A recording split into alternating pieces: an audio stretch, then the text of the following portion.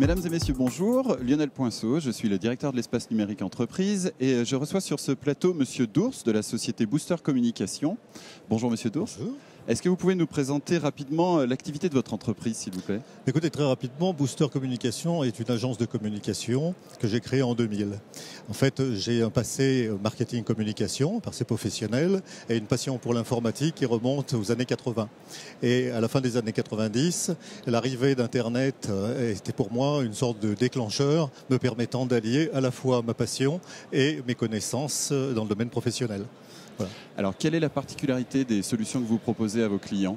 Mais écoutez, nous travaillons principalement à partir de solutions open source. Le but est d'avoir des packages déjà bien définis, de présenter des produits faciles d'emploi, mais efficaces en termes de performance.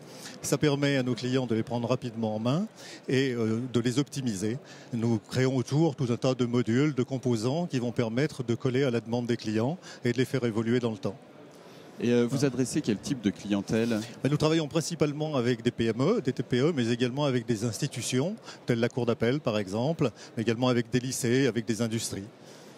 Et quelle particularité vous différencie des autres? Parce que c'est un marché qui est très concurrentiel, le marché de la communication, surtout sur les nouvelles technologies. Tout à fait. Je dirais premièrement, nous sommes, comme nous le disions au départ, une agence de communication, avant d'être une société de services informatiques.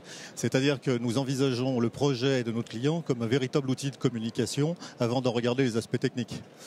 Ça, c'est une première chose. Et ensuite, nous essayons d'intégrer les outils du client, enfin d'intégrer nos propres outils aux outils du client. Par exemple, nous venons de développer, en partenariat avec EBP, qui est un éditeur de logiciels bien connu, une sorte de passerelle permettant d'intégrer les éléments d'EBP dans la solution de commerce électronique et inversement de faire remonter les stocks, les clients dans la solution.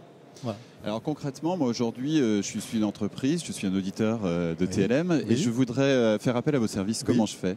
Écoutez, il suffit de nous contacter à Charbonnières. Effectivement, nous allons très rapidement vous faire un devis et nous allons essayer de mettre en place une petite équipe dédiée à votre projet de telle façon à vraiment cibler votre besoin.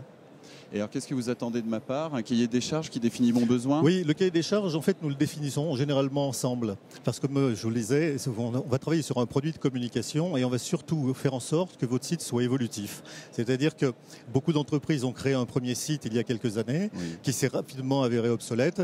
L'intérêt aujourd'hui, si vous créez quelque chose, c'est d'avoir une pérennité et donc de ne pas avoir à tout casser dans 2 ans parce que les technologies du web ont évolué. Donc vous vous positionnez sur le marché du renouvellement des sites. Tout à fait, du renouvellement, mais avec un produit qui permettra d'avoir une durée relativement longue.